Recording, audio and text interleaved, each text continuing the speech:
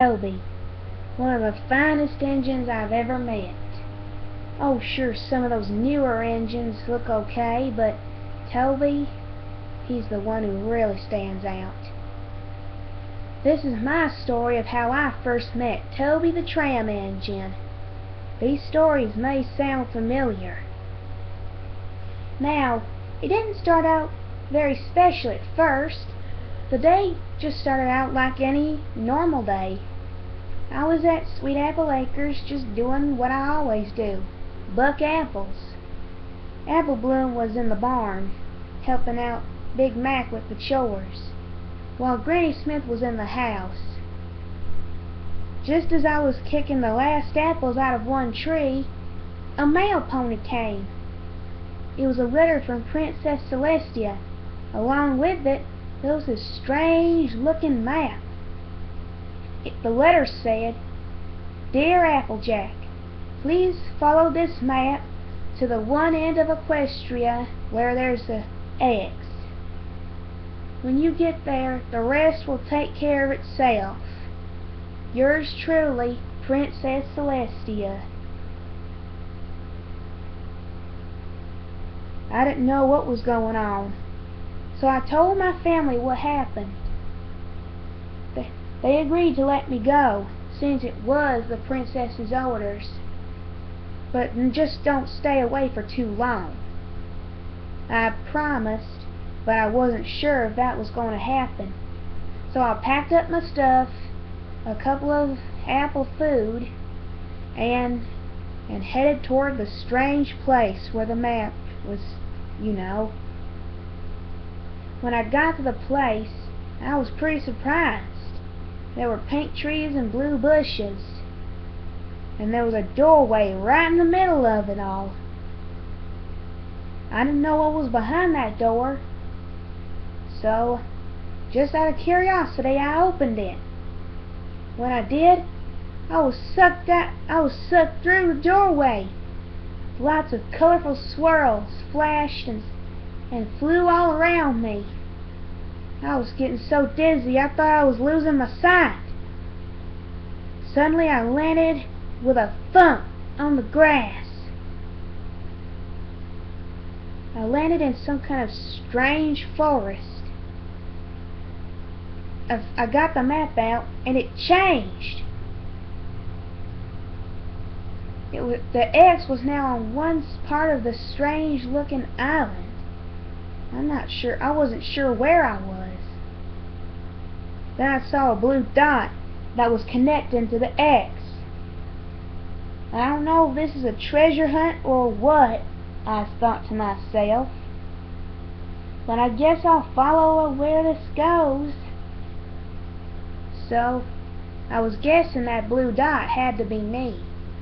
So I followed the line. I tried to anyway, and I came to what appeared to be a hillside. It wasn't really much. There was a crossing. Railway tracks led to long distances. Suddenly, I heard a chuffing noise and a bell dinging. Down the line, I could see what appeared to be a little brown box on wheels, though I couldn't really see them.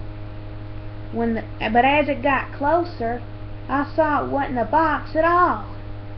It was an engine, though it was like no other engine I've ever seen before. But the strangest part was, he had a face. A square gray face. And he was completely made out of wood. He carried a long train, and right behind him what appeared to be a small coach. And she had a face too. As they got closer, the engine stopped and stared at me. "Why have we stopped, Toby?" said the coach, to my surprise. "I don't know, Henrietta," said the tram, to more of my surprise. "It looks like a pony," though I've never seen a pony wearing a cowboy's hat before. "I beg your pardon," I said, which made both of them jump. "Rattling rods," said the engine. "Ponies can't talk." "Where I come from they do," I said. "Well, who are you?" the engine asked. I took a deep breath and said, "My name is Applejack. I come from this magical world called Equestria. Where I come from, trains don't talk." But the real question is, who and what in the hay are you?" The engine answered with, "My name is Toby, and this is my coach, Henrietta." "Toby, what exactly are you?" I asked again. "I'm a steam tram," he answered. A steam tram? I thought to myself, I don't really know steam trams that look like their boxes. But I smiled at this, trying to hide my puzzlement.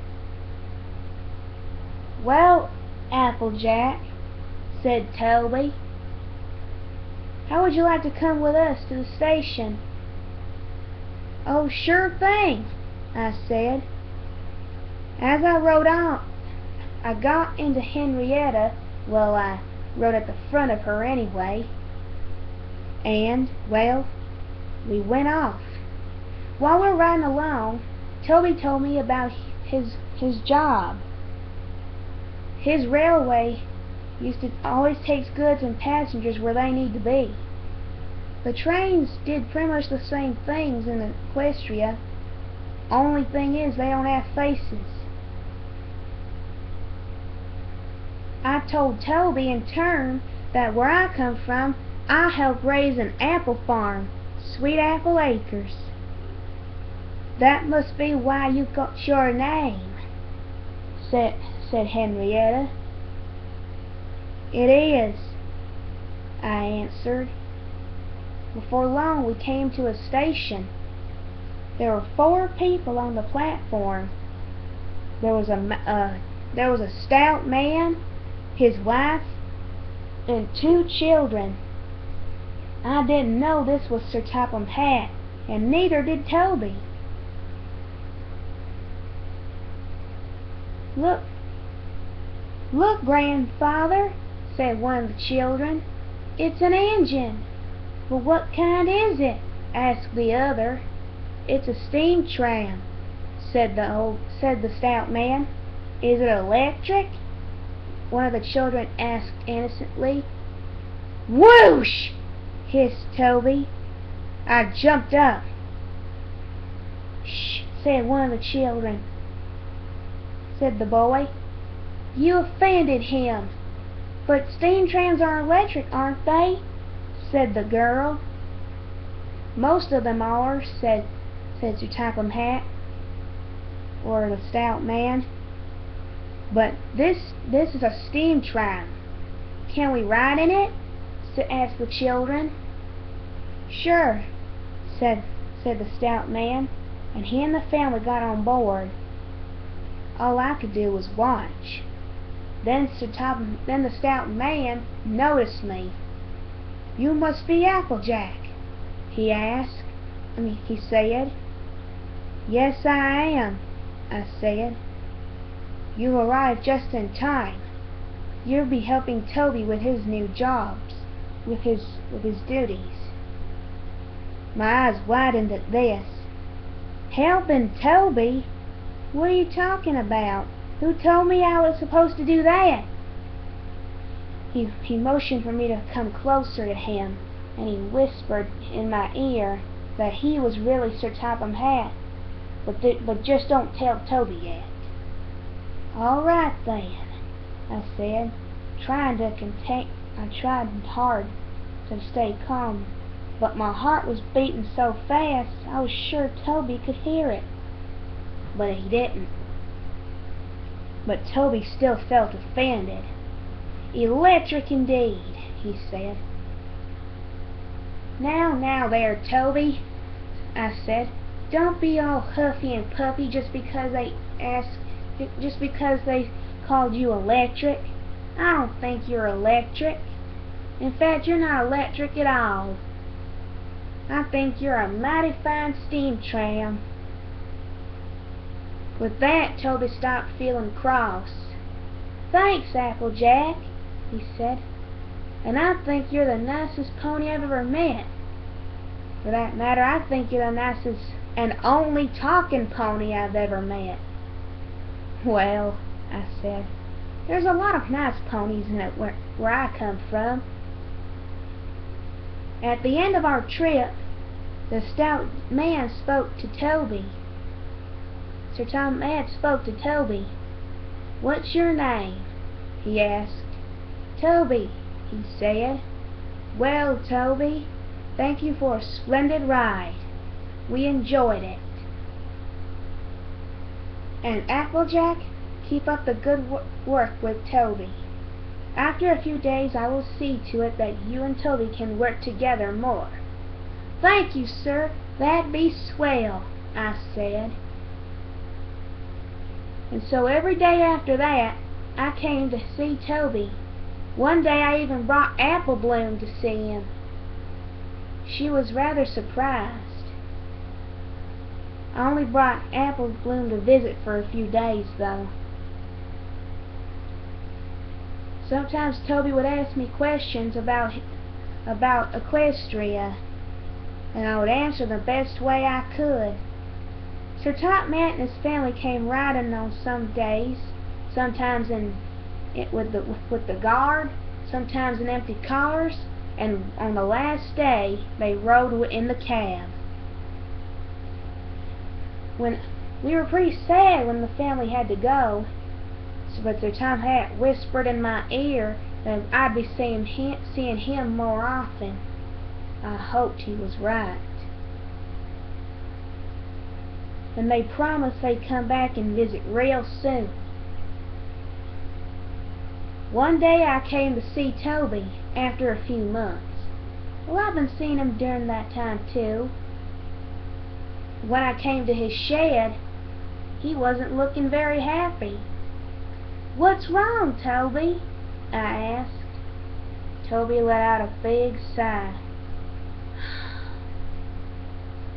"They're going to shut down my line," he said. "What?" I cried out. "Why are they going to be shutting down your line? This is your only place." "I know," said Toby. "But apparently all our passengers are being taken away, 'cause people keep inventing these cars and buses and making new roads."